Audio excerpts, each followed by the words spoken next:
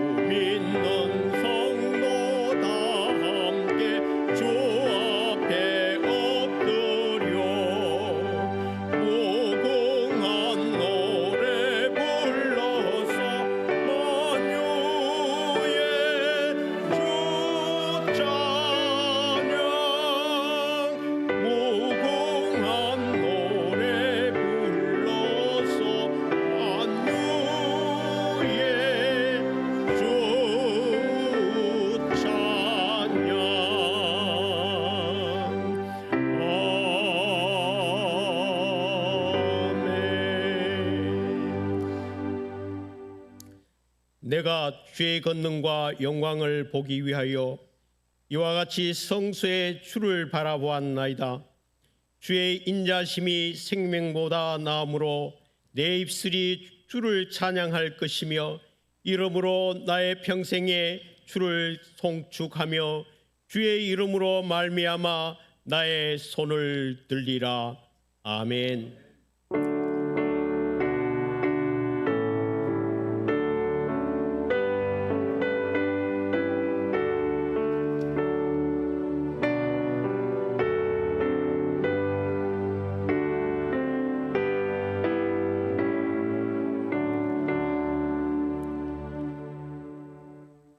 예배를 위해서 시온 찬양대 대장으로 섬기고 계신 김현숙 권사님 기도하시겠습니다.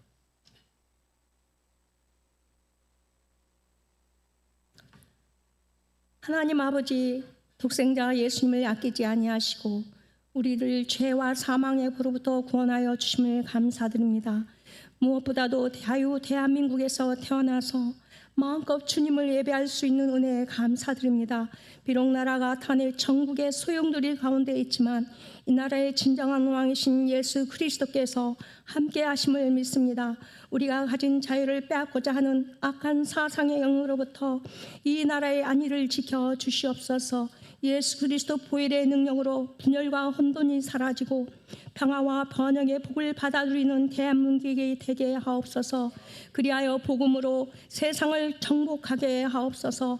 북한 성도들 기억하사 하루속히 복음으로 통일되는 날이 오게 하옵소서. 저희 찬양대가 주님께서 주신 재능으로 주님을 참 섬길 때에 연습하는 과정이 은혜요 기쁨이요 감사였습니다. 주여 찬양할 때에 찬양의 믿음이 고백이 되게 하시고 성도들이 아멘하게 하시고 회복과 치유의 역사가 일어나게 하시고 주님은 홀로 영광 받아 주시옵소서. 찬양하기에 합당한 건강, 지혜와 재능을 더하셔서 최고의 하나님께 최고의 찬양을 올려드리게 하옵소서. 우리들이 모든 삶의 영역에서 주님의 평강이 넘치게 하옵소서. 입술의 고백뿐 아니라 삶의 자리에서도 우리의 착한 행실로 주님을 높여드리게 하옵소서. 지금까지 주님께서 필요한 일꾼들을 보내주셔서 이끌어 주심을 감사드립니다. 주님, 더 많은 찬양의 헌신자들을 보내주시고 이 자리가 꽉 차고 넘치도록 주여 일꾼들을 보내주시옵소서. 찬양이 우리의 삶에 얼마나 놀라운 능력이 있는지 받은 자만 압니다. 이러한 은혜가 우리 가운데 넘치게 하옵소서. 오늘 이 헌신의 자리에서 주님의 은혜를 감사하며 주님과 말씀으로 교제하며 기도로 친밀함을 나누는 성도가 먼저 되게 하옵소서. 다시 오실 주님을 대망하며 날마다 신부단장하는 성도가 되게 하옵소서. 말씀을 전하신 이 목사님께 성령과 지혜가 충만케 하시고 강건케 하셔서 오늘 선포되는 말씀을 아멘으로 순종하여 주님을 뜨겁게 사랑하는 모두가 되게 하옵소서. 존귀하신 예수님의 이름으로 기도드리옵나이다. 아멘.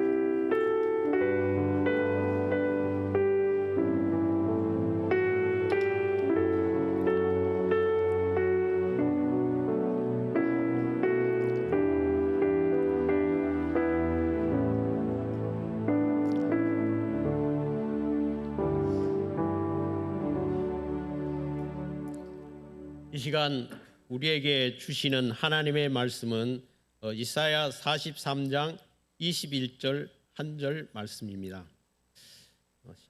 구약성경 1020쪽에 있습니다.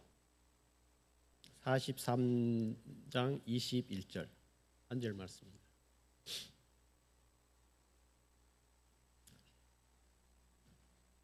이 백성은 내가 나를 위하여 지었나니 나를 찬송하게 하려 함이니라.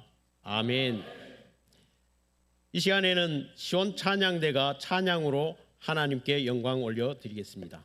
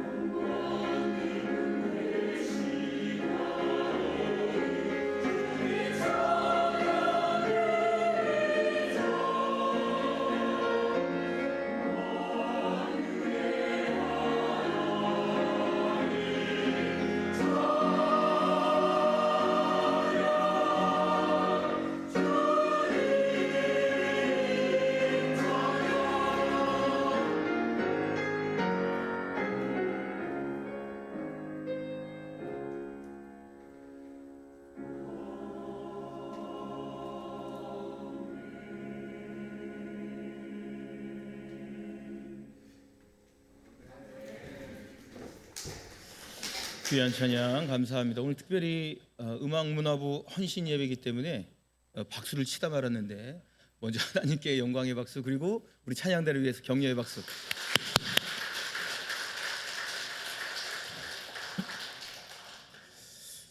예. 부족한 종을 이 강단에 불러주신 천안 성김의교회 성도님들께 감사를 드립니다. 제가 보통 다른 교회 가면 이렇게 인사 말씀을 드리는데 안방에서 제가 또 말씀을 전하게 됐네요. 제가 고민을 많이 했어요. 뭐 제가 아는 지인들도 워낙 많고 또 교수님들도 모실 수 있는데 우리 교회 음악 문화부는 제가 더 잘 알잖아요. 그래서 제가 작년에 부임해서 5월 첫째 주에 찬양대 세미나를 아마 오후 때 첫 강의를 이제 하고 이제 오후 예배를 시작을 했는데 제가 이제 1년 쭉 남짓 보니까 아직도 우리는 좀 연약하고 미흡한 부분이 많아서 또 말씀을 다시 한번 전해야겠다. 그 어느 교회 이제 유명한 목사님이 계시는데 꼭 그 헌신 예배 때마다 똑같은 설교를 하신다는 거예요.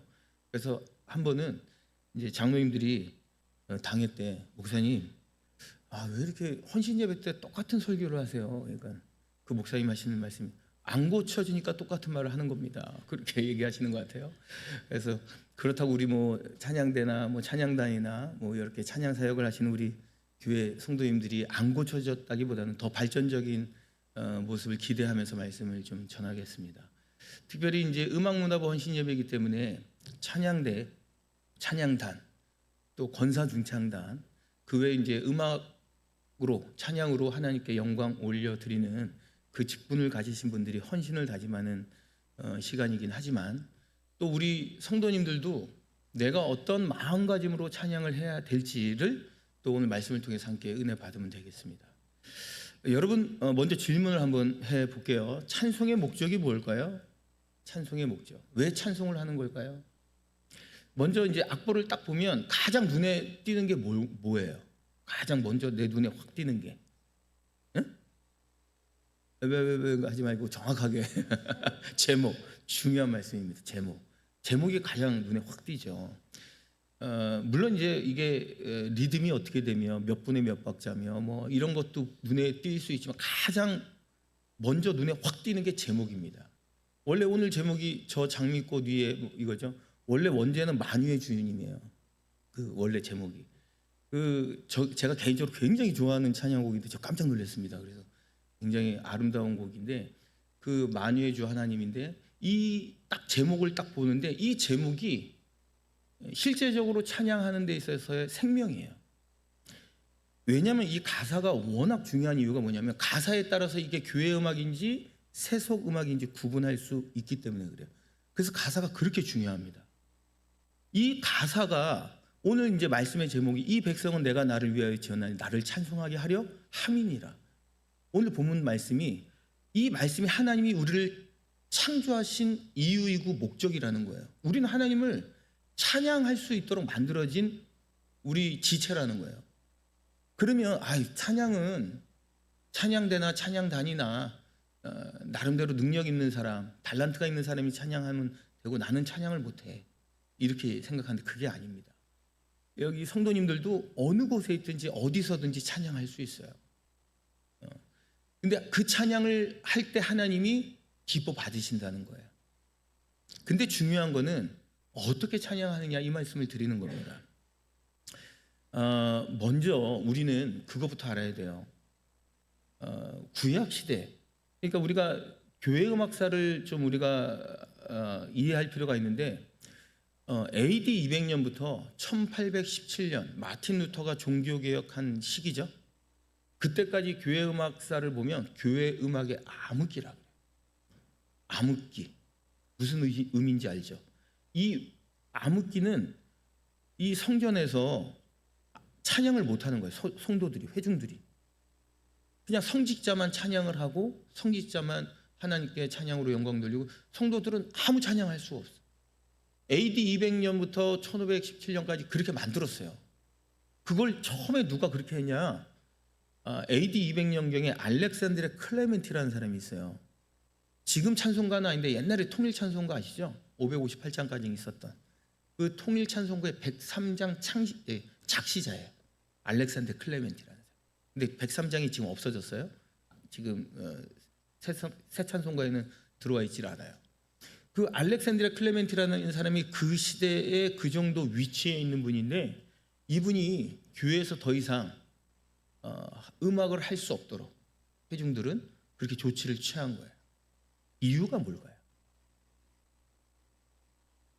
왜 음악을 교회에서 회중들이 하면 안 될까?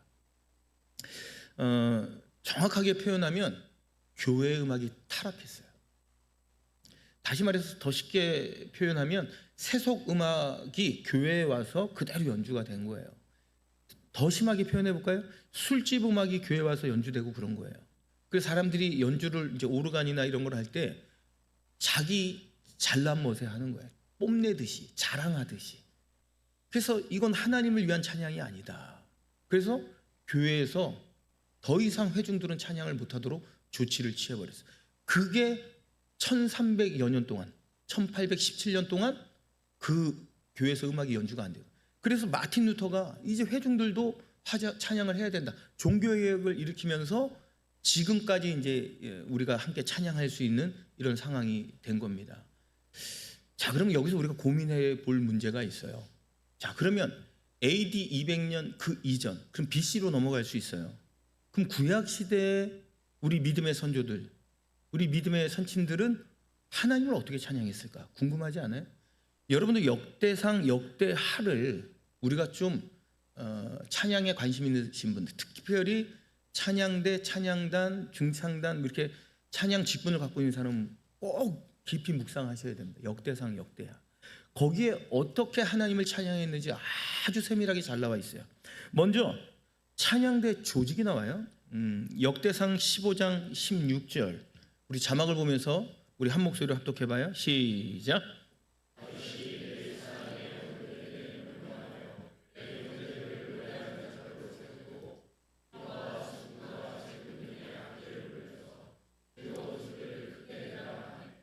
그 전에도 뭐 찬양대원, 뭐 찬양단, 뭐 이렇게 우리 찬양 직분을 가지신 분들은 잘 아실 거예요. 우리 찬양 이렇게 지파가 12지파가 있는데 그 중에 가장 엘리트 지파가 레위 지파 아니겠습니까? 근데 하나님은 레위 지파 찬양만 받겠다는 거예요. 그 나머지 사람들은 찬양을 아니고 레위 지파만 찬양할 수 있도록 허락을 하신 거예요. 다시 말해서 찬양대원들, 찬양단원들, 중창단들 하나님이 선택했고 하나님이 그 자리에 인도해 주신 겁니다. 그러면 구별된 거예요. 정말 중요한 게 뭐냐면 나는 일반 회중들과 다르다. 이거를 여러분들 갖고 있어요. 그 마음을. 구별된 마음을 갖고 있으셔야 된다는 거예요. 12지파가 다 하나님의 백성들이에요. 지금 우리 교회 성도님들 우리 뭐 120명 이상씩 우리가 예배를 드리지만 다 하나님의 성도들이지만 찬양대원으로 직임에 불린 거예요. 찬양단원으로 직임에 불러주신 거예요. 중창단원으로 직임에서 불러주신 거예요. 그럼 나는 구별된 존재라는 자부심을 가져야 돼요. 근데 중요한 건 이 자부심 가운데 내가 신앙적인 면이나 여러 가지 면에서 구별된 모습이 있어야 돼요. 가령 예를 들면 주일 예배, 오전 예배 드리고 나는 그냥 집에 간다? 그러면 성도님들과 뭐가 구별돼? 똑같잖아요. 오후 찬양 예배도 드리고 그렇잖아요. 그리고 뭐 수요 예배도 나오시고. 그러니까 항존 직분자들이 거룩한 부담감을 갖는 게 그런 거예요. 일반 성도들이랑 전혀 달라요. 그럼 항존 직분자들은 수요 예배, 금요 기도에 다 나와야지. 그럼 다른 성도들한테 무슨 본이 되겠어요? 그럼 그 다음은 뭐예요? 찬양대 직분을 가진 사람들 아니에요. 내가 찬양대 직분, 뭐 찬양단의 직분, 중창단의 직분, 이 찬양의 직분은 특별히 구별해서 너는 나의 사람이다. 너는 내가 너 찬양만 받겠다. 이거 아닙니까? 레위 지파만 찬양하도록 했으니까. 그러면 내가 신앙적인 면도 구별이 돼야죠. 일반 성도님들과 구별이 없이 이렇게 한다는 것은 말이 안 되는 거예요. 그렇기 때문에 그런 구별된 자부심을 가져야 된다. 그 말씀을 드리고요. 다음으로는 찬양대원 인원수가 나와요. 역대상 25장 5절 말씀. 우리 찬양대만 한번 합독해 볼까요? 시작.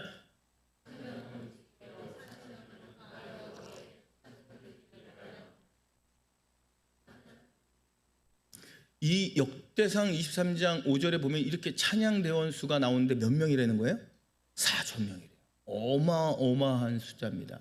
여러분, 지금 지구상에 어느 교회가 4,000명이 하나님께 찬양 드리는 교회가 있어요? 없어요. 정말 구약시대 때는 우리 믿음의 선조들이 이런 믿음의 마인드를 가지고, 이런 믿음의 고백을 가지고 찬양을 드렸다는 것, 정말 대단한 거예요. 제가 이전 교회에서 그 전에 이제 천안시 부활절 특별 새벽 예배를 꼭 3교회에서 돌아가면서 했어요. 이제 한 번은 천안중앙교회, 한 번은 하늘중앙교회, 그다음 성결교회 이렇게 돌아가면서 하다가 2005년도인가 천안시 기독교연합회에서 이제 그런 제안이 온 거예요. 연합으로 한번 찬양대를 해보면 좋겠습니다. 그렇게 얘기가 됐어요. 그래가지고 제가 이제 여쭤봤죠. 몇 명을 생각을 하십니까? 여쭤보니까 1,000명 정도를 하겠다는 거예요. 그래서 이제 각 교회마다 찬양대 공문을 보내서 찬양대 인원이 몇 명인지 계수했더니만 뭐 몇천 명이 되는 거예요. 그러니까 1,000명 정도는 쉽게 할 수 있을 거라 생각한 거죠. 그래서 부활절 당일이 주일이잖아요. 그때 새벽 4시, 5시 예배니까 4시까지 이제 유관순 체육관으로 오는 건데, 그래서 하루 전날 리허설을 해야 되니까 천안중앙교회 본당에 이제 오후 4시에 이제 일부러 시간을 맞췄어요. 오후 4시, 그 다음날 새벽 4시. 그러니까 오후 4시에 리허설을 하겠습니다. 그래가지고 전체 공문을 보내서 이제 간식도 막 1,000개를 이제 준비하고 빵이랑 우유를, 그래서 그렇게 했는데 몇 명 모였는지 아세요? 300명 모였어요. 300명. 그러니까 천안시 기독교연합회에서 깜짝 놀란 거예요. 아니 1,000명을 예상했는데 1,000몇백 명이 올 거라고 생각했는데 1,000명은커녕 300명, 그중에 100명이 찬양대예요. 제 중앙교회 찬양대, 호산나 찬양대. 나머지 연합은 200명이 온 거예요. 그러니까 막 상황이 복잡해진 거죠. 막 그래서 그날 막 천안시 기독교회 임원들이 막 각 교회마다 전화해가지고 그 다음날 새벽 4시에 몇 명이 왔냐? 450명? 한 500명 정도 찬양을 쓴 거예요. 1,000명 모이기도 힘들어요. 근데 이 구약시대 때 4,000명이 하나님께 찬양을 드렸다는 거예요. 대단한 겁니다. 그리고요, 중요한 거는 이 안에 음악 목회자, 음악 지도자가 있었어요. 특수요원이 있었는데, 자, 그러면 특수요원을 한번 우리가 살펴보십시다. 역대상 25장 6절로부터 8절. 우리 한 목소리로 합독해봐요. 시작. 이들이 다 그들의 아버지의 지휘 아래 재금과 비파와 수금을 잡아 여호와의 전에서 노래하여 하나님의 전을 섬겼으며, 아삭과 여도둔과 헤만은 왕의 지휘 아래 있었으니 그들과 모든 형제 곧 여호와 찬송하기를 배워 익숙한 자의 수요가 288명이라. 이 무리의 큰 자나 작은 자나 스승이나 제자를 막론하고 다 같이 제비 뽑아 직임을 얻었으니. 아멘. 여기서 이제 그 중요한 숫자가 나오는데 288명이라는 인원이 나와요. 4,000명 중에 288명이 특수요원이에요. 그 특수요원이라는 건 제가 그냥 지칭해서 부르는 명칭입니다. 이 특수요원 288명의 임무와 역할이 뭔지 아세요? 1시간에 12명씩 24시간 로테이션으로 찬양을 하는 겁니다. 성전에서 찬양이 끊이지 않는 거예요. 계속 찬양이 이어져, 밤이 새도록. 대단하지 않습니까? 여러분, 전 세계의 어느 교회에서 우리는 지금 오전 이제 10시부터 오후 6시까지 음악을 틀어요. 음악은 기계가 하는 거잖아요. 기계가 연주하는 건데 성전에서 사람의 목소리로 찬양이 끊이지 않는 거예요. 24시간 로테이션. 이게 288명의 임무와 역할이에요. 거기에 이제 중요한 이제 책임자들이 아삽, 여두둔, 헤만 이런 분들이 이제 지도자들이죠. 그러니까 여기서 따지면 예를 들면 찬양대 음악 문화 부장, 뭐 차장, 지휘자 이런 역할 분담이 있는 거예요. 중요한 건 이 역할 분담에 순종함으로 따랐기 때문에 이런 하나님의 놀라운 역사가 이루어지는 거예요. 근데 이 중요한 거는 우리는 그 역할 분담을 무의미하게 생각하면 안 됩니다. 물론 이제 우리가 기도하면서 교회에서 직임을 주잖아요. 음악 문화 부장이면 부장, 차장이면 차장, 지휘자면 지휘자, 대장이면 대장, 총무면 총무. 그러면 총무는 총무의 역할을 감당하는 거예요. 대장은 대장으로서의 역할을 감당하고, 지휘자는 지휘자로서 음악적인 부분을 감당하는 거고. 근데 이 영역을 지켜주고 세워주고 높여줘야 돼요. 그 영역을 무시하잖아요. 그냥 내가 앞서서 내가 얘기하는 거예요. 이 얘기는 분명히 지휘자가 할 얘기고, 음악적인 부분은, 그리고 이런 행정적인 부분은 이제 뭐 대장님이나 그 역할이 있는데 그 역할을 뛰어넘어서 내가 좌지우지 이러면 이제 곤란해지는 거예요. 모든 게 흐트러지고 무너지는 겁니다. 그렇기 때문에 이 역할에 대해서 228명이 찬양한 것처럼 여기서 중요한 건 일례로 제비를 뽑았다는 거예요. 근데 나는 못하겠다, 나는 안 하겠다, 난 싫다, 이런 거 못 시키죠. 근데 이 4천 명이라는 레위 지파 사람 중에 그 누구도 예외 없이 순종했다는 거예요.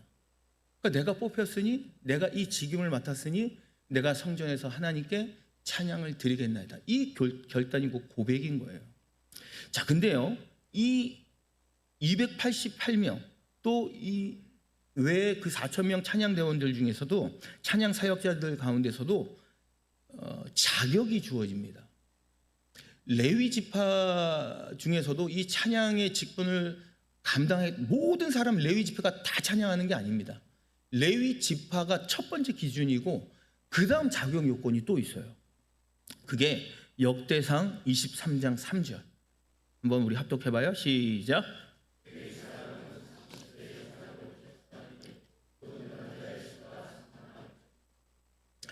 레위 지파는 당연한 거고요. 나이가 30세 이상 남성이어야 돼요. 29세 안 돼요. 여성 하나님께 찬양할 수 없어. 여러분, 우리 예수님 때문에 우리 여성도 찬양대에 들어온 거 정말 귀하고 감사한 겁니다. 구약 시대 때는요, 여성이 찬양한다는 거 안 돼요. 30세 이상이에요.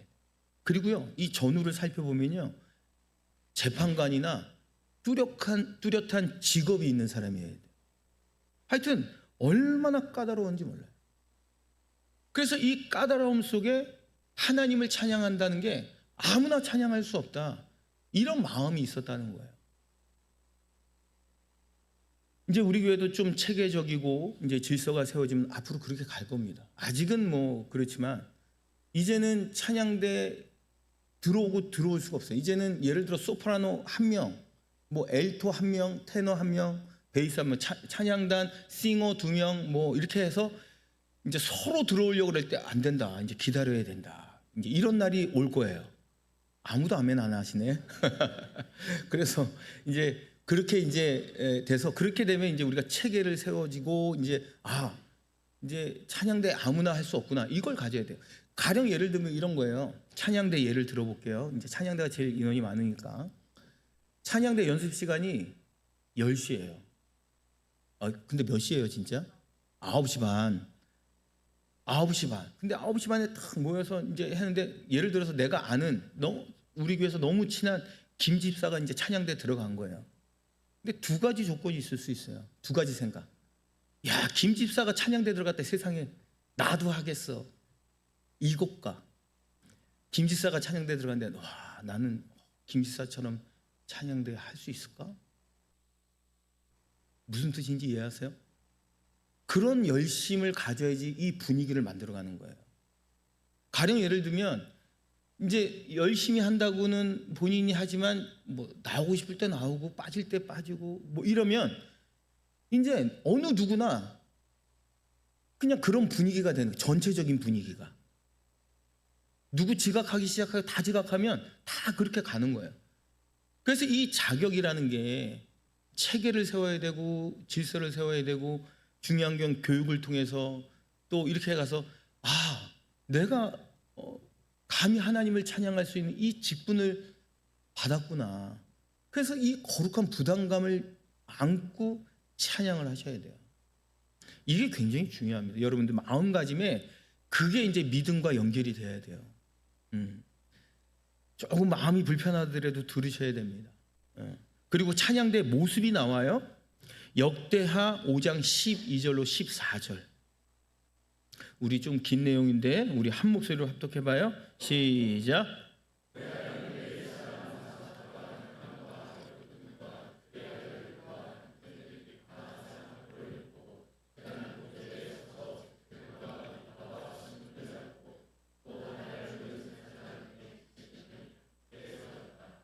나팔 부는 자와 노래하는 자들이 일제히 소리를 내어 여호와를 찬송하며 감사하는데 나팔 불고 재금치고 모든 악기를 울리며 소리를 높여 여호와를 찬송하여 이르되 선하시도다 그의 자비하심이 영원히 있도다 하매 그때 여호와의 전에 구름이 가득한지라 제사장들이 그 구름으로 말미암아 능히 서서 섬기지 못하였으니 이는 여호와의 영광이 하나님의 전에 가득함이었더라.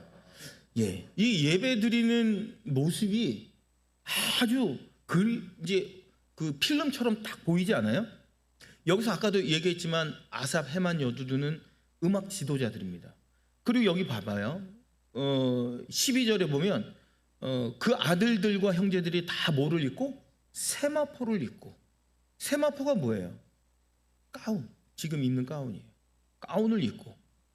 그리고 중요한 게 여러분 이 가운의 의미가 뭔지 혹시 기억나요? 제가 작년에도 동일하게 말씀드렸을 거예요. 가운은 정말 중요한 의미를 가지고 있어요. 제가 주일 낮 예배 때 입는 가운, 그죠? 여러분들 스토르는 안 하죠. 그러니까 성직자니까 제가 스토르를 하지만 제가 입는 가운, 검정색 가운, 여러분들이 입는 찬양대 가운 동일한 가운이에요. 뭐 목사님이기 때문에 더 특별한 가운이고 내가 입는 건 그냥 보통 아니에요. 여러분들 입는 가운의 목적과 제가 입는 가운의 목적은 동일한 거예요. 장로님이 입는 가운의 목적도 동일해요. 그게 뭐예요? 죄와 허물을 가리는 거예요. 우리의 죄된 모습으로 감히 하나님을 찬양할 수 있다 없다? 없다. 그래서 가운으로 우리 죄를 가리는 거예요.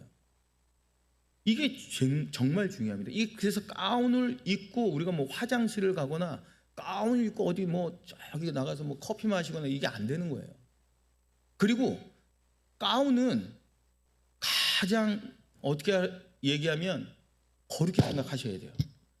여러분들 이제 집에서 교회에 올 때 하루 전날 뭐 이렇게 좋은 옷을 이제 입고 가려고 미리 생각을 하시잖아요. 그리고 본인들이 생각할 때 내가 집에서 가장 아끼는 옷이 있을 수 있어요. 이 옷이 아마 내가 입는 옷 중에 가장 비싼 옷이야. 뭐 이런 게 비쌀 수 있으니까 좋은 옷, 아끼는 옷이라고 생각할 수 있어요. 근데 그 옷보다 이 가운이 더 귀한 겁니다. 왜? 이건 성의이기 때문에. 성의예요. 하나님을 찬양하는 옷이에요. 그렇기 때문에 내가 아무리 귀한 옷이 있다 할지라도 이 가운이 더 귀하다는 것을 생각하셔야 돼요. 그래서 가운을 정리를 잘 하셔야 돼요. 그래서 우리 찬양대는 모르겠지만 제가 이전 교회에 있을 때 가운직이라는 임원도 있었어요. 항상 가운을 벗어놓죠. 근데 하지만 가운지기가 가운을 다시 한번 정리해요. 딱 뒤집어서 딱 넣고 그 자기 옷걸이에 그 옷을 딱 걸어놓고 그래서 집에서 정리해 놓은 옷장보다 훨씬 더 깔끔하게 깨끗하게 보존하는 거죠. 왜? 하나님을 찬양하는 옷이니까. 정말 귀하게 여기는 겁니다. 이 가운의 의미가 그래요. 그리고 이 본문 말씀의 가장 중요한 키워드가 뭐냐면 하반절에 하나님 여호와를 찬송하며 감사하는. 정말 이게 가장 중요합니다. 우리가 찬양함에 있어서 이 감사가 빠지면 영혼이 없는 사람과도 같은 거예요. 혼이 없는 사람과도 같아요. 이게 어떻게 보면 찬양함에 있어서 가장 핵심이에요. 이 감사로 하나님께 찬양될 때 하나님의 영광이 임한다는 겁니다. 자, 그러면 우리가 한번 정리를 해봐요. 구약 시대 때 우리 믿음의 선조들, 믿음의 선친들이 하나님을 어떻게 찬양했는지 감히 따라갈 수 있어요, 없어요? 따라갈 수 없어요. 저도 구약의 믿음의 선친처럼 그렇게 할 자신 없어요. 신기하지 않아요? 여러분, 과학은요 끊임없이 발전해 갔어요. 정말 이 생각을 해보세요. 우리가 옛날에 내비게이션이 있을 거라고 생각했겠어요? 항상 지도책 보면서 다녔잖아요. 그죠, 장로님? 항상 지도책 보고 어디 가고. 근데 내비게이션이 생겼어. 지금은 이제 뭐 GPS로 뭐 그리고 AI가 지금 뭐 그리고 달에 간다는 건 공상과학에만 있던 건데 이제 달에 가잖아요. 과학은요 우리가 상상을 초월할 정도로 발전의 발전을 이루어가고 있어요. 자, 그럼 우리의 신앙은? 그럼 신앙도 과학처럼 성장하고 발전해 가야 되는 거 아니에요? 그게 아니더라고요.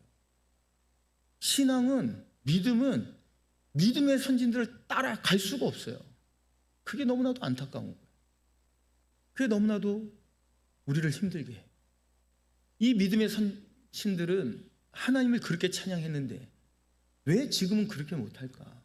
왜 그런 마음을 갖지 못할까?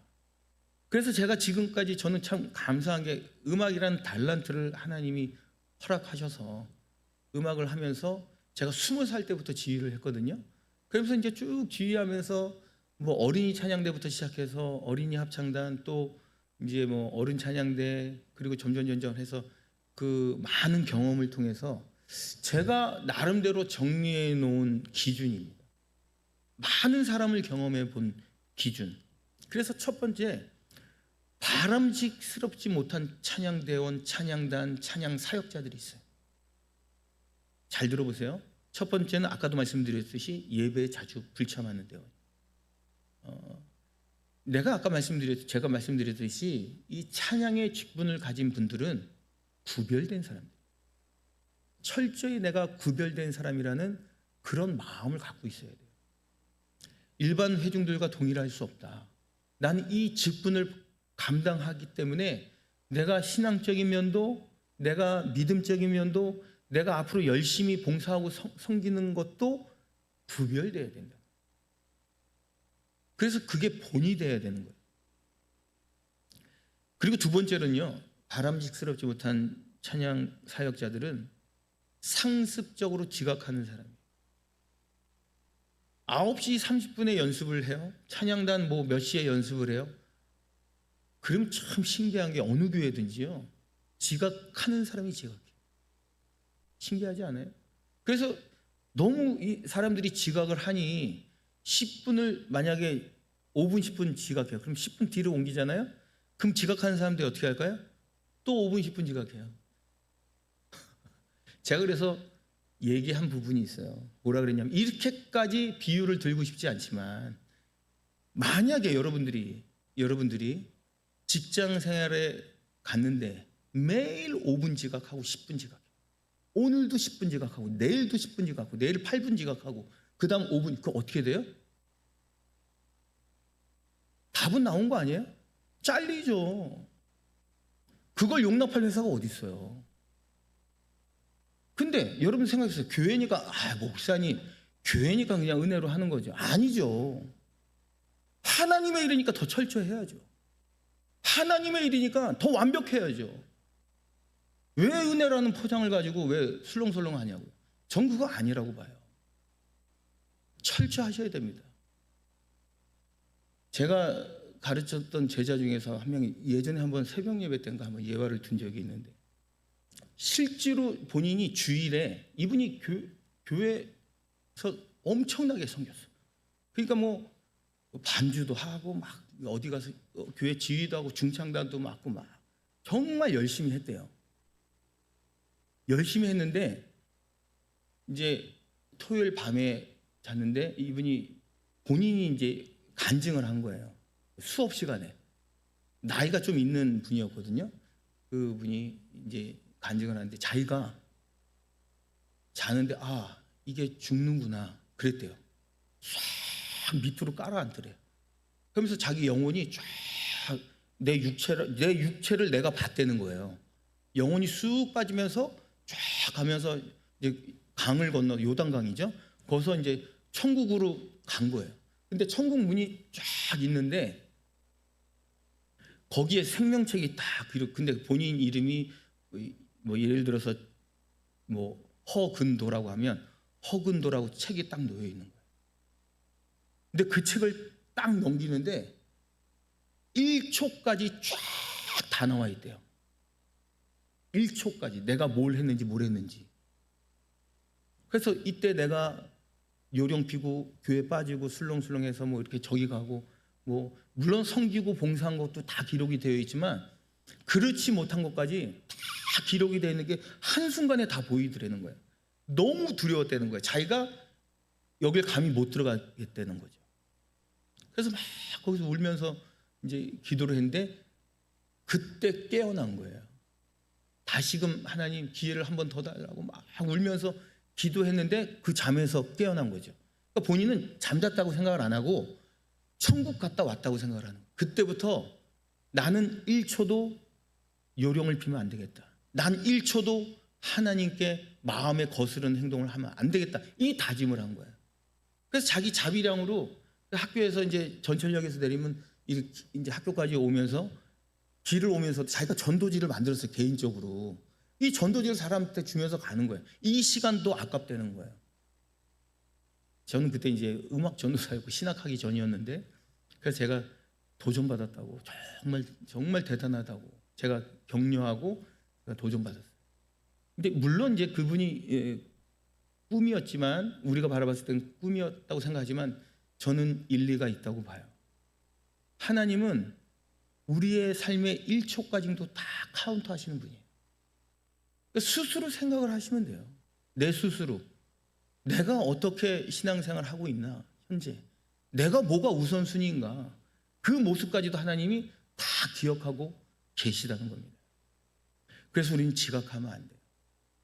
하나님의 일이기 때문에 하나님을 찬양하는 일이기 때문에 더 철저해야 됩니다. 더 완벽해야 된다는 거예요.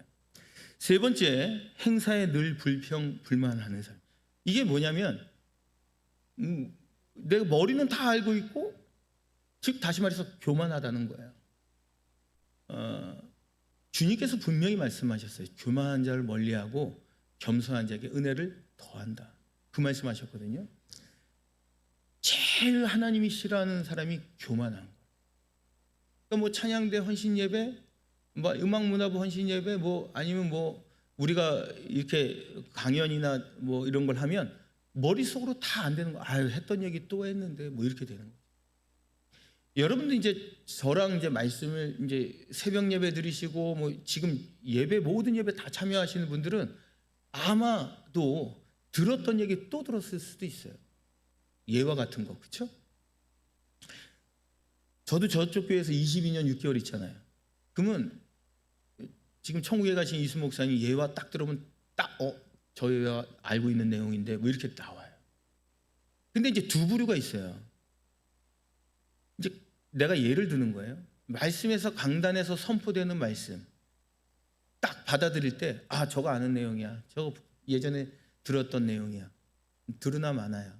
이런 분이 있고 또 한 분은 저 내용 아는 내용이지만 오늘 어떠한 또 마음으로 내 마음에 와 닿을까?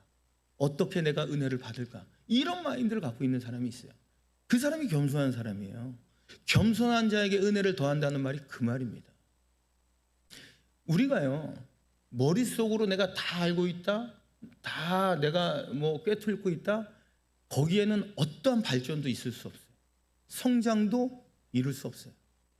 늘 겸손한 사람, 배우려고 하는 사람, 낮은 사람에게 끊임없이 성장을 이뤄가고 발전을 이뤄가는 거예요. 네 번째로 예배에 딴청 피는 사람입니다.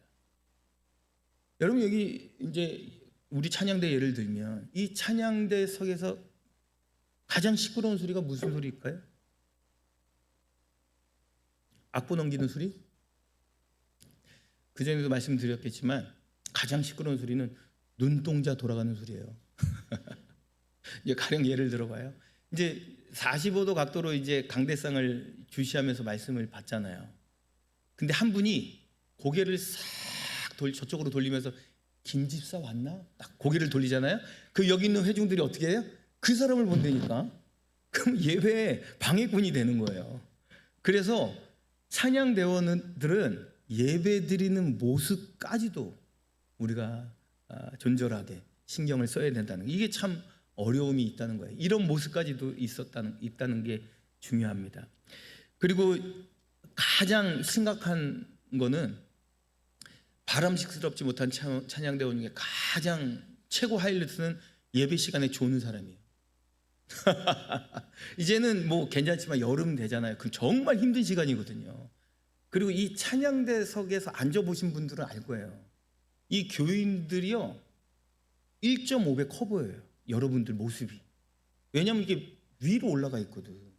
그러니까는 항상 이렇게 보통 옆에 있는 사람보다 훨씬 더 이렇게 커 보여요. 그렇기 때문에 거기서 이제 고개가 막 떨구거나 막 휘청휘청 대거나 막 이러면은 심각한 거죠. 그리고 졸음은 전파돼요. 여기서 하품 한번 크게 한번 해봐요. 그럼 여기 있는 사람들 쫙 막 전염돼 가지고 하품하고 울으지. 그래서 예배 드리는 모습이 그렇게 중요해요. 찬양대원 그것까지도 구별된 모습이어야 된다, 이 말씀을 드려요. 자, 그러면 지금까지 바람직스럽지 못한 찬양대원을 말씀드렸는데, 그러면 바람직스러운 찬양대원은 어떤 분일까요? 지금 말씀드린 거 반대로 하시면 돼요. 반대로. 자, 이 시간을 철저히 지키는 사람. 우리가 이제 9시 반에 모이잖아요. 그럼 여러분들 몇 시까지 와야 돼요, 도대체? 사람마다 차이는 있을 수 있지만 9시 반에 오면 안 돼요. 그럼 기도할 시간 없잖아요. 9시 반에 오면 다 이제 시작한 건데. 최소 10분 전. 저는 그냥 내 개인적인 생각이에요. 10분 전. 그럼 9시 20분. 그럼 와서 뭐 해요? 왜 대답을 안 하세요? 와서 뭐 해요? 제일 먼저 오면 뭐 해? 기도해야 되잖아요. 저도 그렇고 여러분도 그렇고 이 죄된 모습으로 감히 찬양의 자리에 나갈 수 없어요. 그러니까 알고도 지은 죄 모르고도 지은 죄, 한 주간 하나님 내가 지은 죄가 있다면 용서하여 주옵소서. 주님의 피 묻은 손으로 깨끗이 정결케 하여 주옵소서. 이 마음으로 먼저 참회 기도를 하고, 그 다음 개인 기도 할 거 있으면 개인 기도 하시고, 그 다음 뭐예요? 그 다음 순서 다 기억하셔야 됩니다. 내가 나중에 다음 주에 물어볼 거예요. 1번, 2번, 3번 막 이렇게. 그 다음 뭐예요? 예배 순서를 찾아야지. 여러분들은 예배위원이에요. 저도 예배위원이고 장로님들도 예배위원이고 여러분들 예배. 그래서 예배위원이 같이 입장하는 거잖아요. 똑같은 거예요. 우리는 그래서 구별된 사람들이에요. 그렇기 때문에 여기서 미리 다 찾아놓는 거. 성경책 찾아놓고 찬송가 찾아놓고. 근데 갑자기 여기서 이제 회중 찬송하는데 막 그때 막 찬송가 옮기고 이러면 안 된다는 거예요. 미리 딱 찾아놓고 딱 열어서 우리가 회중 찬양 앞에서 이제 인도자 제가 하면 여러분들 힘있게 찬양을 하는 거예요. 화음 넣으면 더 좋고. 그래서 예배를 우리는 돕는 사람들이라니까. 우리도 예배를 통해서 은혜 받지만 우리로 하여금 성도들이 은혜 받을 수 있는 이 직분을 우리가 감당하는 거예요. 찬양단도 마찬가지예요. 찬양단도 딱 갇혀서 쫙 하나님께 예배 전에 찬양을 통해서 온 회중들이 성령의 임재를 경험할 수 있도록 그 역할을 감당하는. 그럼 벌써 예배 시작 전부터 회중들이 막 마음이 열려가지고 그냥 한 말씀 한 말씀 떨어질 때마다 옥토가 돼가지고 그 말씀이 심어지는 거 아닙니까? 그 역할을 찬양의 직분을 가진 사람들이 하는 거예요. 그냥 나는 엑스트라다 이러면 안 돼요. 그러면 안 되고 이 철저히 시간을 지켜서 10분 전에 오셔서 다 준비하고 그래서 이제 시작을 하는 겁니다. 자, 두 번째로는 자리를 채우는 은사가 굉장히 중요해요. 항상 이 자리는 본인 자리일 거예요. 그죠? 그리고 주중 연습, 만약에 뭐 토요일 연습 이렇게 하면, 저도 어저께 보니까 토요일 날 와서 연습하신 것 같은데, 토요일 연습할 때 그 밑에서의 자리도 본인 자리예요. 그죠? 자기 자리. 그 내가 예전에 있는 교회에서 이제 어느 집사님한테 제가 물어봤어요. 새해가 되잖아요. 그러면 이제 새해 뭐 소원이 있고 소망이 있잖아요. 집사님 새해 뭐 기도 제목 소망이 뭐예요? 물어보니까 이 집사님 삼성을 다니시는 분이었거든요. 굉장히 바쁘신 분이에요. 많이 바빴어요. 근데 제가 굉장히 감동을 받았어요. 뭐라 하냐면 그때 제가 전도사였는데, 전사님 제가 올해 한 번도 주중 연습 안 빠지는 게 소망입니다. 그때 출장 안 갔으면 그게 소망입니다. 저 굉장히 감동받았어요. 이분이 찬양을 잘하냐? 제가 그 말씀을 드리긴 곤란해요. 근데 그 믿음이 저를 감동케 하더라고요. 하나님 얼마나 기쁘시겠어요. 그 마음으로 그 믿음으로 그렇게 자기가 올 한 해 소망이 그렇다는데 내가 이 직분을 감당할 수 있도록 회사가 그 여건을 잘 하게 해달라는 게 소망이라는 거예요. 얼마나 귀합니까? 이 자리를 채우는 은사예요. 세 번째로 찬양을 은혜롭게 찬양해야 돼요. 제가 이제 이전 교회에 여전도의 찬양대가 있었어요. 아마 양광수 권사님이 아마 그때 찬양대원으로 계셨을 텐데 그때는 아마 그 우리 교회 음악 전도사가 아니라 음악 교육자가 아니라 그냥 일반 집사님들이 지휘했어요.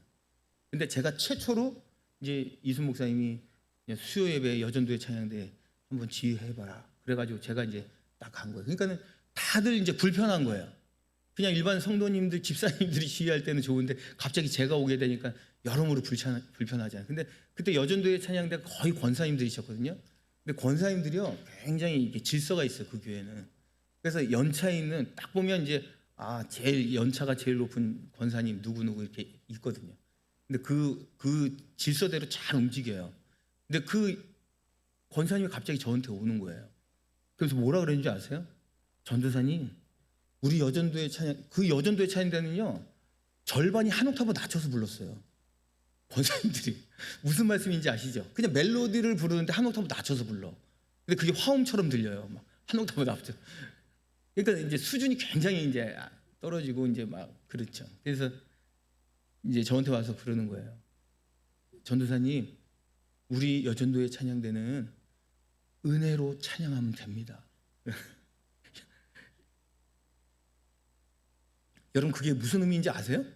은혜로 찬양하면 됩니다. 다시 말해서 이제 의역하면 대충 하십시오 뭐 이런 거잖아요. 그래서 제가 이제 딱 지휘자석에 서가지고 첫 마디를 뭐라 했냐면 역시 우리 여전도에 믿음이 있습니다. 우리 선임 권사님께서 오셔서 은혜로 찬양하면 된다 그랬는데 은혜로 찬양하는 정의를 말씀드릴게요. 그랬어요. 여러분 은혜로 찬양하는 정의가 뭐예요? 은혜롭게 찬양하는 기준이 뭐예요? 우리 찬양단도 마찬가지, 건반 마찬가지, 다 똑같아요. 악기, 드럼 다 똑같이 적용돼요. 은혜롭게 연주하고 은혜롭게 찬양하는 기준이 뭐예요?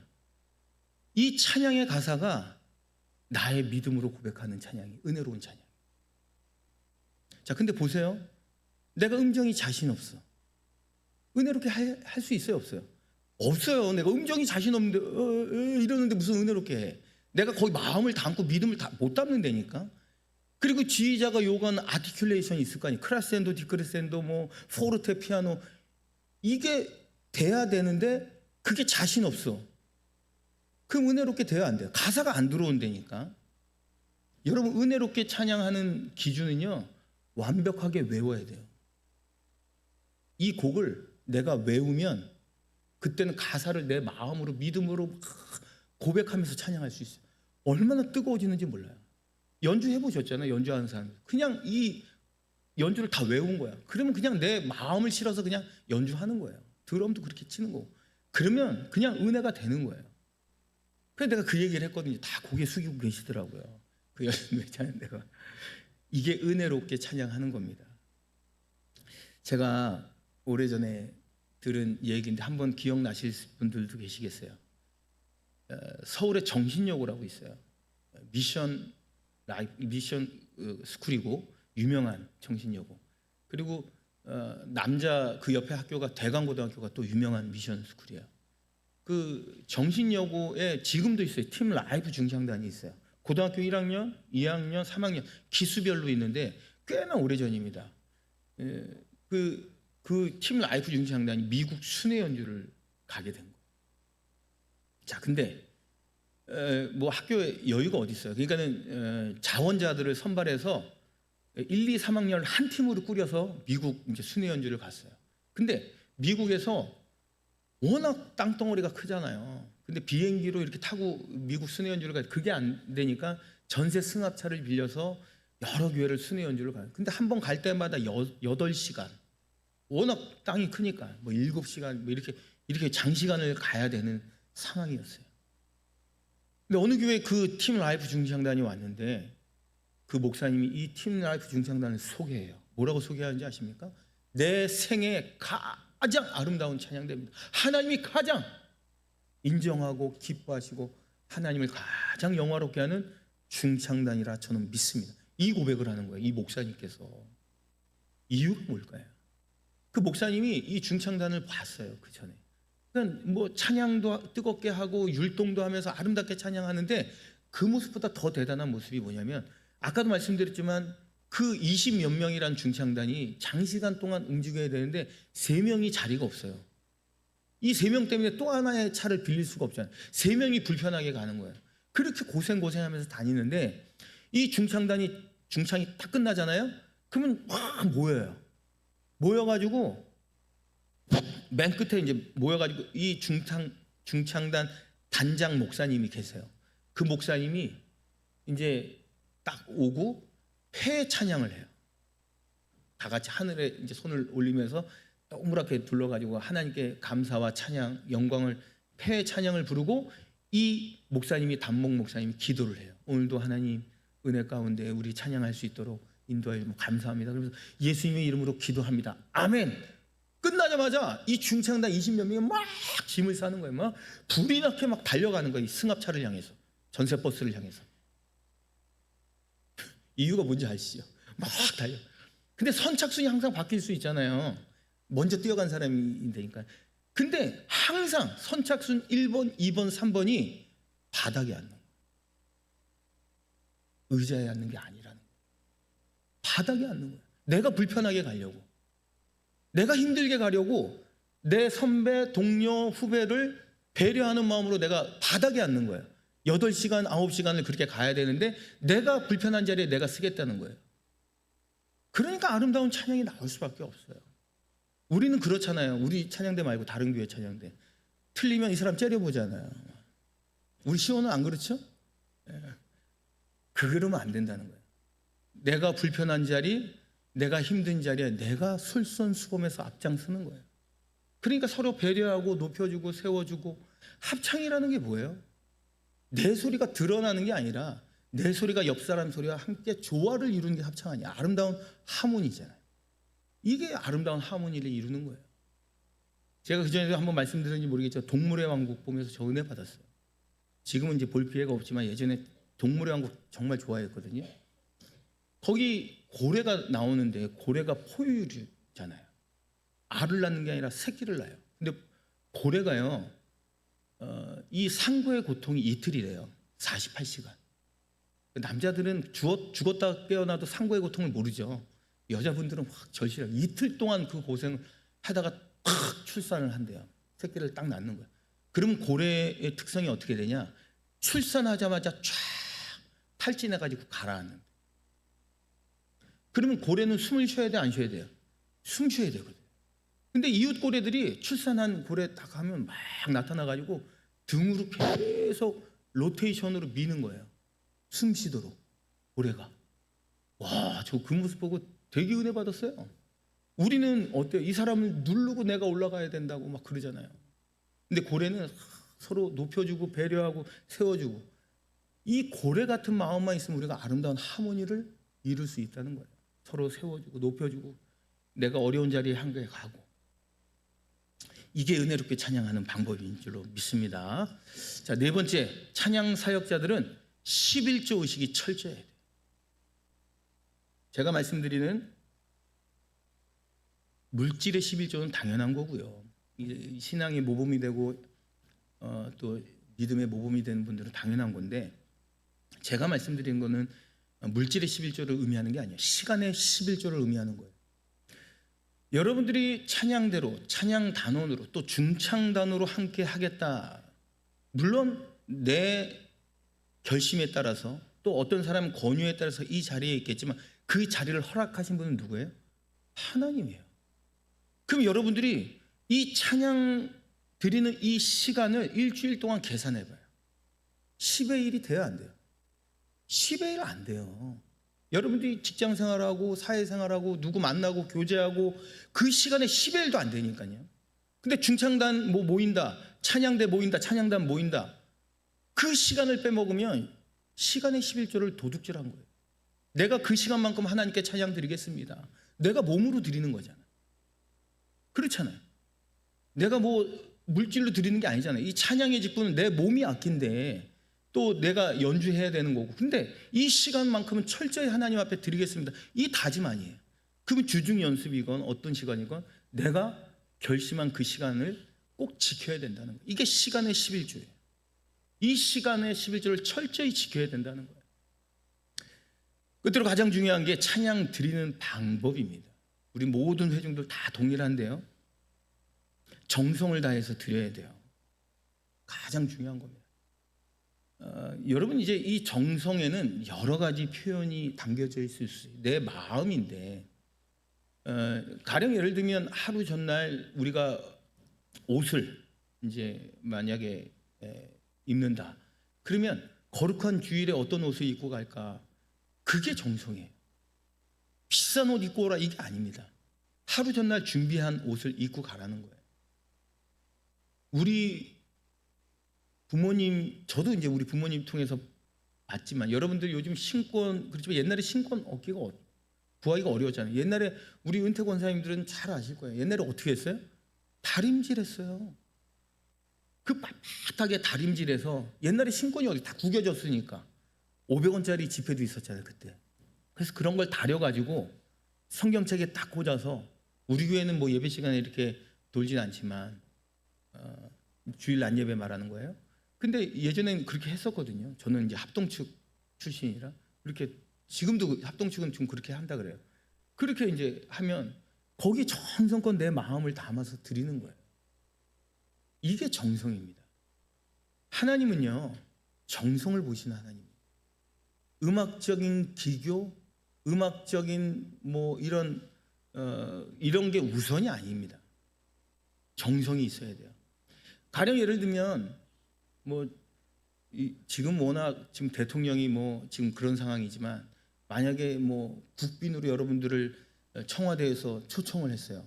만약에 그러면 우리 집에 있는 옷 이 옷도 꺼내보고 저 옷도 꺼내보고 막 이럴 거예요. 안 되겠다. 오늘 좋은 옷 하나 사야겠다. 그래서 백화점 가서 살 수도 있어. 그렇잖아요. 근데 거룩한 주일에 우리 하나님 만나러 오는 날이잖아요. 그러면 그보다는 더 정성이 있어야 되죠. 저 어렸을 때 우리 동네에 무당집이 있었어요. 무당집 아시죠? 이렇게 하얀 깃발 있고. 근데 그 무당들이 늘 하는 얘기가 뭔지 아세요? 늘. 저는 이렇게 보기도 했어요. 막 굿하는 것도. 정성이 부족하다. 정성이. 그거 돈 내라는 얘기예요. 정성이 부족하다. 정성이 부족하다. 근데 보세요. 귀신을 섬기는 마귀를 섬기는 그들도 정성을 기울인다는 거예요. 그리고 목욕지에게 꼭 해요. 무당들. 오늘 거룩한 주일에 오늘 성전에 우리가 하나님께 찬양 드리러 오는데 나 오늘 목욕제 하고 왔다. 손 들으라고 얘기 안 할게요. 쉽지 않아요. 근데 이전 교회 장로님 중에 한 분이 계셨는데 모든 공예배 때 그러신데 본인이 하는 얘기더라고요. 그래서 제가 도전받아 저도 솔직히 그렇게 못하는데 제가 도전. 이게 정성이에요. 자기가 하나님께 드릴 수 있는 그 정성의 표현이에요.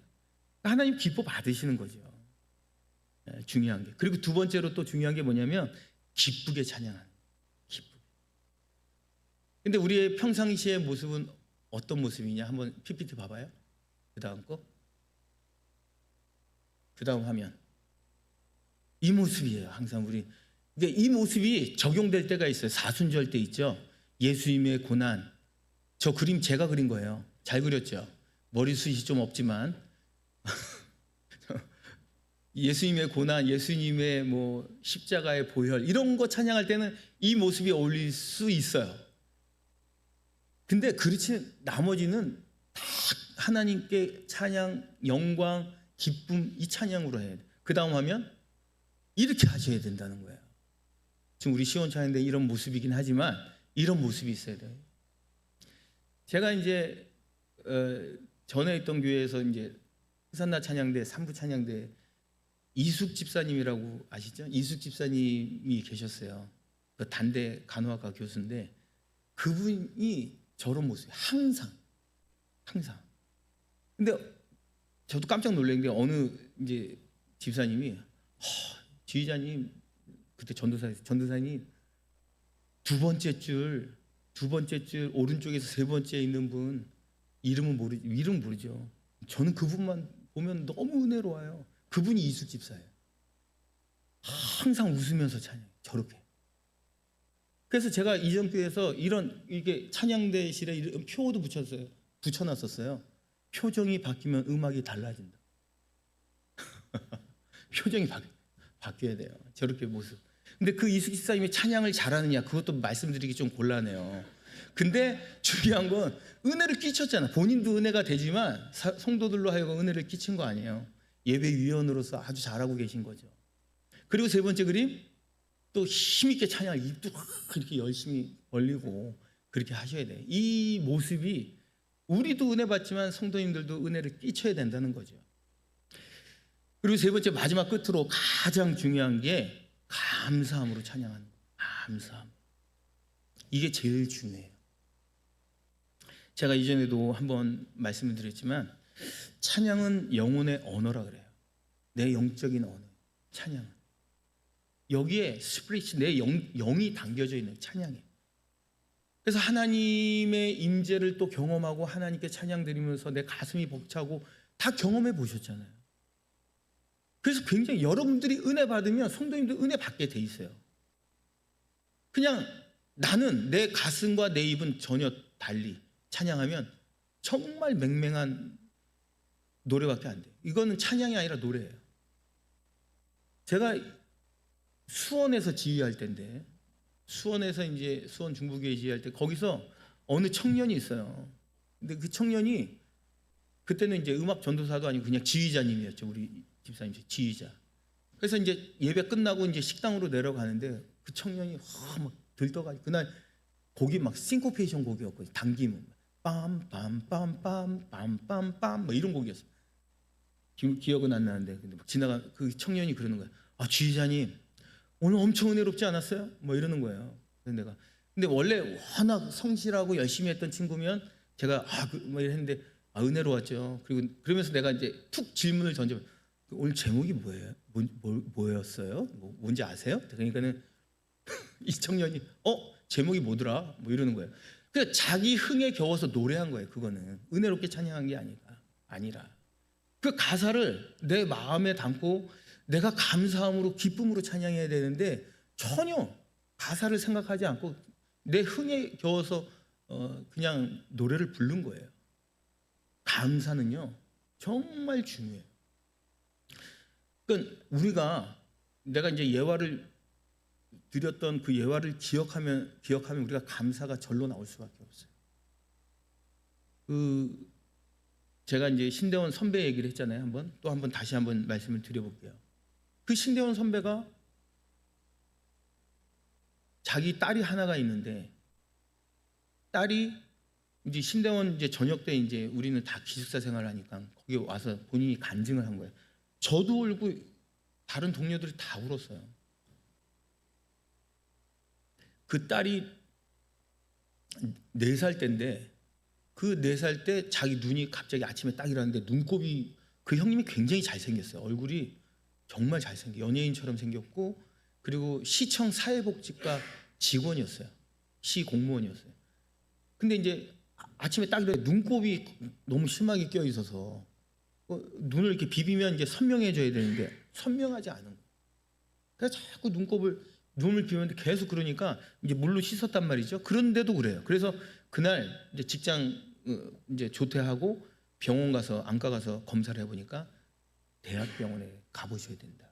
그래서 대학병원에 갔어요. 대학병원에 가니까 뭐라고 결과가 나왔냐? 점차 시력이 어두워질 겁니다. 이 결과가 나온 거예요. 그래서 그 형님이 이제 몇 년 동안 이렇게 있다가 결국 시력을 다 잃고 신대원에 이제 신학을 하겠다고 들어온 거예요. 근데 자기 딸이 4살 때 모습이고 지금 이제 5학년 정도 됐는데 자기 딸이 너무 보고 싶대요. 어떻게 성장했는지 너무 궁금하다는 거예요. 한 번은 그 5, 6살 때 이제 애가 누워 있는데 지나가다 안 보이니까 팔을 밟은 거예요. 그러니까 애기도 울고 그 우는 애를 부둥켜 안고 자기도 자기 신세를 생각하면서 펑펑 울었대요. 눈물이 안 날 수가 없더라고요. 여러분 내가 두 눈 뜨고 내가 이렇게 살아간다는 게 당연한 게 아니에요. 여러분 나는 내일 아침에 그런 일이 전혀 없을 거다. 자신 있어요? 자신 없어요. 저도 자신 없어요. 내일 아침 일은 나는 알 수 없는 일이에요. 내가 건강한 눈으로 악보를 볼 수 있고, 건강한 두 팔로 악보를 들 수 있고, 건강한 두 다리로 서서 하나님께 찬양 드릴 수 있는 거 당연한 거 아닙니다. 늘 감사가 있어야 돼요. 감사가 있어요. 제가 한번 또 은혜 받은 적이 있어요. 어느 부흥회 갔는데 그 부흥 강사가 그 얘기를 해요. 소록도 얘기를 해요. 1939년도에 우리나라 전무후무한 태풍이 불어요. 사하라 태풍 들어보셨죠? 우리나라 뭐 완전히 관통을 해가지고 849명이 사망했어요. 부상자가 2,533명. 그리고 이재민이 37만 3,459명이라 그래요. 그 당시 1959년도 그 당시 피해액이 1,678억. 어마어마한 그 우리나라를 완전 초토화시킨 태풍이에요. 그때 실제 있었던 일이 소록도에서. 여러분, 소록도가 지금은 그렇지 않지만 옛날에는요, 이제 나병 환자는 무조건 소록도를 보냈어요. 그래서 나병 환자 중에서는 어떤 사람은 막 내가 나병 환자 걸린 게 너무 감사하다고 고백을 하는 거예요. 왜? 거긴 100% 크리스찬이거든요. 거기 오면 하나님을 믿을 수밖에 없는 거예요. 다 크리스찬이니까. 그래서 거기 이 아담한 교회에 찬양대도 있었대요. 10몇 명이서. 근데 찬양대가 늘 찬양을 드리는데 그냥 멜로디만 부르는 거죠. 근데 이제 수요일 저녁 때 이제 목사님이 이렇게 말씀하시는 거예요. 내일 새벽 예배 찬양을 드린 거예요. 이 찬양대원들이. 새벽 예배 때는 찬양하지 말자. 찬양대 안 서도 된다. 그냥 와서 새벽 기도회만 하자. 왜냐하면 찬양대가 하면 1시간 일찍 와야 되잖아요. 그러니까 내일은 너무 태풍이 심각하니까 새벽 예배 안 해도 된다. 이렇게 배려를 해 드린 거예요. 근데 여기 소록도 주민들 중에서는, 교인들 찬양대원 중에서는 이제 같이 가정을 이루고 사는 사람도 있었지만 집단 생활을 하는 사람도 있었어요. 그냥 그렇게 같이. 근데 그 중에 한 분이 너무나도 순수한 생각을 한 거야. 이 태풍이 불고 비바람이 몰아치면 하나님께 찬양 드리면 안 되나? 그래서 내 뜻을 전달하고 같이 이제 기거하는 4명한테, 찬양대원이 4명이었는데 그 같이 집단 생활하는 사람이 찬양대원 중에 4명이 있었는데 그분들한테 자기 뜻을 전달하고 그 4명이 함께 교회에 와서 찬양하자. 그래서 이제 1시간 일찍 출발한 거예요. 그래서 우산을 들고 왔는데 그 우산이 그 비를 막을 수 있나요? 온몸이 다 비에 젖은 거예요. 그리고 이 4명이 딱 교회에 들어서는 순간 깜짝 놀란 거예요. 왜? 나머지 4명을, 그 4명을 제외한 나머지가 다 있었어요, 교회에. 어떻게 된 일이냐? 하루 전날 안 간 거예요. 내일 새벽 찬양대 하려고 교회에서 잔 거예요. 나머지 찬양대. 저는 그 얘기 듣고요, 제가 엄청 충격을 받고 제가 엄청 울었어요. 하나님은 그 찬양을 받는 기준이 다르구나, 이걸 느낀 거예요. 하나님은 얼마나 가슴 벅차게 그 찬양을 받으셨겠어요. 그분들이 찬양하면 우리 찬양대보다 아름다워요? 아름답지 않아요. 입이 삐뚤어지고 몸이 뭐, 그런데 얼마나 찬양을 드리면 아름답게 찬양하겠어요. 우리 찬양이 훨씬 아름답지. 근데 하나님은 그게 우선이 아닌 거예요. 그들의 믿음, 그들의 신앙, 그들의 열정, 그들이 하나님을 향한 그 마음을 우선시한 겁니다. 저는 나름대로, 저는 이제 아버님이 목사님이고 또 시립합창단에서 근무하고, 그래서 제 찬양을 기뻐 받으실 거라고 생각했는데 전혀 아니에요. 하나님은 그게 기준이 될 수가 없는 거예요. 우리의 믿음을 받고 우리의 신앙을 받는 분이 하나님. 그게 우선이에요. 그게 첫 번째라는 거예요. 그래서 저는 그 이야기를 듣고 되게 도전을 받았어요. 여러분들, 우리가 이 땅을 살아가면서 우리가 찬양의 직분을 가지고 하나님을 찬양하는 게 결코 당연한 게 아닙니다. 하나님이 허락하신 일이고 그 허락하신 일을 어찌 보면 거룩한 부담을 갖되 내 마음속에 가장 중요한 기쁨과 감사함이 있어야 돼요. 이게 핵심이에요. 그리고 정성을 기울이는 거예요. 그럴 때 그 찬양을 하나님이 기뻐 받으실 줄로 믿습니다. 오늘 주신 말씀 잘 기억하시고, 이제 우리 천안 성김예교회 모든 성도님들이 하나님 찬양할 때 이런 마음으로 찬양하시고, 또 찬양의 직분을 가지신 분들도 이제는 앞으로 한 걸음 한 걸음 신앙이 더 성숙했고 성장해 가서 하나님을 정말 기쁘게 하는 찬양을 드리는 우리 성김의 교회 모든 성도님들 되시길 바랍니다. 은혜로우신 아버지 하나님, 오늘 특별히 음악문화부 헌신 예배를 통하여 하나님 직임하여 불러주신 찬양의 직분을 가진 우리 하나님의 귀한 백성들 헌신을 다짐합니다. 한 사람 한 사람 하나님을 뜨겁게 신앙하고 정성을 다해 기쁨으로 감사함으로 감격함으로 찬양드리는 우리 모두가 되게 해 주옵소서. 거룩하신 예수 그리스도의 이름 받들어 간절히 기도드리옵나이다. 아멘.